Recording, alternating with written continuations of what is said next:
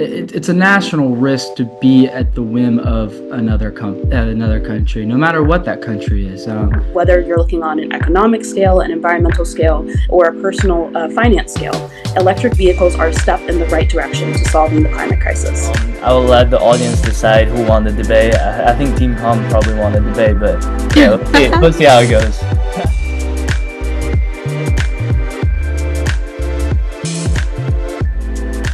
Hey everyone, welcome to our first debate episode today. And my name is David. I'm on Team Con, and my teammate is Oliver. I'm Oliver Nyman, and David and I will be presenting the cons to EVs. Hey, and on the pro side, we have Shreya and Sophia. Are EVs truly environmental sustainable, or do their manufacturing and disposal process outweigh their benefit? And this is going to be our central topic for today. And our teams already introduced is Shreya and Sophia on pro, and me and Oliver on con. The format of this debate is going to be first of all, we're going to do the opening statement for 2 minutes each. Both speakers from each side can speak. And then after that, we're going to go through a crossfire process of 4 minutes in total. And we're going to end up with a closing statement with both speakers on each team speaking for 2 minutes each. So our order of the debate is going to be we're going to have our pro side go first on the topic, and then the con side will follow. Awesome. I can take it from there. So, as we all know, there are a host of problems in the world, but the most wicked and intersectional is that of climate change. We've all heard the rhetoric at this point, right? The world is increasingly warming as a result of carbon emissions being rapidly released into the atmosphere by the burning of fossil fuels. This warming has created a number of consequences, including superstorms, rising sea levels, increasing tropical disease vectors, and unpredictable and extreme weather, including even years-long droughts. It is thought by the international scientific community that if we can limit global warming to 1.5 to 2 degrees from where it was prior to the Industrial Revolution, we can prevent the worst of the climate disaster. Now, cars and the transportation sector are responsible for 15% of the world's fossil fuel emissions at current. If we can cut that number of fossil emissions to zero, we could actually have a chance of hitting that target. So this is where electrical vehicles, or EVs, come into play. Electric vehicles, as opposed to burning fossil fuels and releasing carbon emissions, run on lithium-ion batteries and can be charged with electricity from a grid. In the US alone, 30% of all carbon emissions come from cars, with cars accounting for 70% of petroleum consumption as well. Therefore, switching from traditional cars to electric vehicles has the ability to completely change the shape of the fossil fuel economy. In all, whether you're looking on an economic scale, an environmental scale, or a personal finance scale, electric vehicles are a step in the right direction to solving the climate crisis. Thank you. Oh, perfect. That's right on time. So Oliver, you want to go ahead with the con side opening statement? Okay, so I think that the prospect of this wide usage of EVs is commonly looked upon as a great solution to the climate change and to reduce CO2 emissions. But I think there are several things that are not often considered when thinking about EVs. So as we all know, there's zero emissions related to the operation of these EVs. But when you start considering the production as far as the mining processes that go into creating these batteries, the lithium being the main source of contributing to climate change or to CO2 emissions, and you got cobalt and nickel. And you got to consider how we mine these and the effects of mining these materials. The U.S. has grown the infrastructure of getting oil. They have this large infrastructure that we've built so that we don't have to be as dependent on other countries. But given the lack of lithium within the U.S., this puts us at the control of others, which is a dangerous thing. And then you got to consider the disposing of these lithium batteries, and the bad impacts that can have on the environment as well. Perfect. Thank you, man.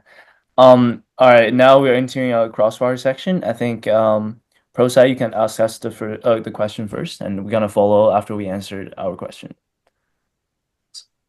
Shreya, do you want to start off responding?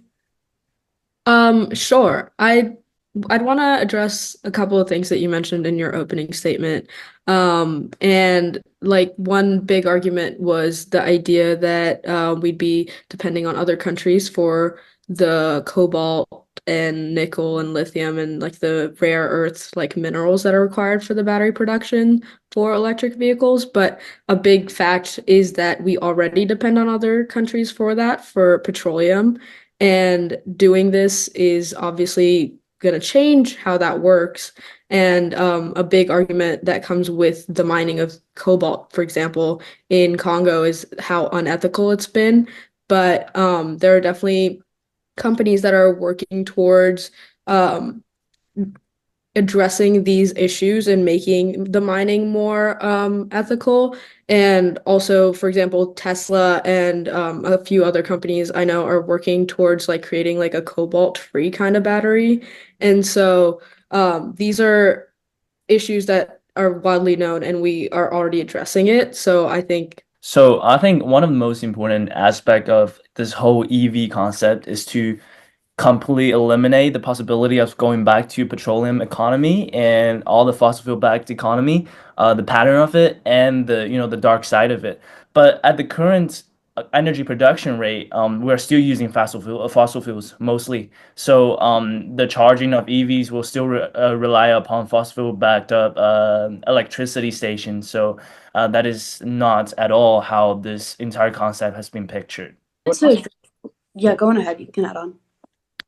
I not 100% what your initial question was, but um, as far as the effects of these of mining for these materials, they apart from the social, like the less than ethical ways that many countries are going about this, that mining process has devastating effects on the environment as well. So just the mining of lithium, there was one study that showed that 1 ton of lithium extraction requires over 2.2 million liters of water. It can cause significant damage there, and Kind of to refute that a little bit, when you look at it on the whole, even including the negative environmental effects of mining, EVs and even just like hybrid cars that aren't fully electric still overall produce less carbon emissions over their lifetime than the traditional car would. However, like as we've seen, with like the petrol industry, right? Things become more ethical over time. They become more regulated as more people get into them. And additionally, the big thing with like electrifying like grids in general is that a lot of individual cities and states and countries are all on the way to making much more renewable energy based energy grids. Yeah. well, part of the confusion I have here is how we're suggesting something. These EVs will drastically increase the load put on the the amount of electricity needed. So the load on these infrastructures we have, we're greatly increasing the amount of electricity we need, while also proposing that we take out the majority of our electricity production so far. Like 9%, only 9% of the electricity produced in the US is via these renewable sources. So we can't have it both ways. We can't take away these fossil fuel ways of producing electricity while also greatly increasing the demand. There has to be one side has to give. So this idea that EVs will crash the grid is in fact entirely a myth. Not only have we completely redone our infrastructure, our energy infrastructure grid multiple times, switching from coal to petrol to now including more renewables, and so we entirely have the ability to change our infrastructure grid. Like the high power like lines that go across the entire U.S. have existed for maybe 70 years, beginning in the 50s after the World War II boom, engineering boom. And so this idea that we can't change is not at all true. Additionally, when we change over our grid, we are going to create so many like high level manufacturing jobs that will help our workforce and increase our GDP in the process. It shows time and again that when we invest in renewable energy, we in fact have a much greater output of jobs as opposed to traditional like petrol based stuff. And I think another point with that is that it's not going to just happen all tomorrow. Like everyone's not gonna at once buy electric vehicles and start charging it with the grid. It's gonna be a very like gradual shift. And it's already happening. Like people are already switching over to it, and we've been fine. And like the continual production of electric vehicles is just gonna allow the electric grids to also just, prepare for it. It's not going to happen overnight. We're talking about how it's like clearly the combustion engines have made a lot more progress than the electric batteries have. And with that idea, they've had a lot more time to develop. They're going to get better once we start putting our resources towards it. And once we focus on improving the batteries with the mining and, trying to get cobalt less and like, not needing those minerals and creating batteries that are way more efficient, don't need to charge for a long time, just making them efficient. And that comes with us switching over to like, developing those resources, and that comes with time. And we can't just like stop now when it's just beginning to progress and, be like, oh, it wasn't good enough. So. I think, as my teammate said, one of the most important thing on the EV debate is how the energy is going to be produced. And at the current state of status quo of energy production, I think the production of EV electricity is not clean enough. So instead of devoting more resources on development of EV, we should devote all those resources and personnel towards development of clean energy first, in our opinion.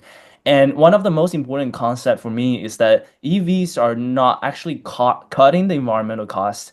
They're actually just shifting the environmental costs from the operation of vehicles to the production of battery and the disposal of the vehicles. Because for example, I'm in China currently, and one of the most important thing for us is that we're gonna pump up the number of production of EV. However, the quality of each EV is going to be going down immensely. So each EVs is going to be operating for 5 years maximum. And after that, they're going to get disposed into like a garbage, we call it the grave of all the EVs. And that's going to be a huge environmental problem with all the surrounding environment, because all the cobalt batteries, they're going to contaminate the surrounding ecosystem. So I think that's a very important point when we're talking about the EV debate. Production footprint of EVs is close to double the production of traditional combustion engine cars. So we've got a lot to do before we can. I'm not saying EVs will never be the thing that we need to start promoting, but there's a lot we need to do. There's 5 million miles of distribution lines, and it costs currently 1 to 5 million per line to build these lines, and they need to be upgraded, and we need to focus on the production of energy and making that more clean before we prioritize and put so much of our resources into the making of these EVs and the promoting of these EVs. So there's a lot we need to do before we prioritize EVs. The opposition's main argument is that the production of electric vehicles diminishes the environmental benefits that they offer. Otherwise, and while that is true that the production of lithium-ion batteries produce a significant amount of emissions currently, it is important to consider the long-term effects. Gasoline-powered cars also require similar production methods that also produce emissions, but in the long term, EVs have proven to decrease our carbon footprint. Research has consistently shown that despite the upfront emissions from battery productions, EVs offset these emissions within just a few years of use. Additionally, advances in battery technology, such as the use of solid-state batteries and recycled materials, are reducing the associated emissions with EV productions. Ultimately, EVs serve as a catalyst for renewable energy adoptions, encouraging innovation in clean energy storage and grid optimization. Their widespread adoption pushes the development of charging infrastructure powered by other renewable sources. It's necessary to understand that the fight to reverse climate change is not done overnight, and catalysts like the adoption of electric vehicles will lead to a more sustainable and green era for our Earth. Sophia, do you have anything to say? That was perfect. Perfect. Thank you. I think that's it for our debate. Thank you guys so much for coming, and I will let the audience decide who won the debate. I think Team Com probably won the debate, but yeah, let's see how it goes. No bias, right? Let's see how it goes.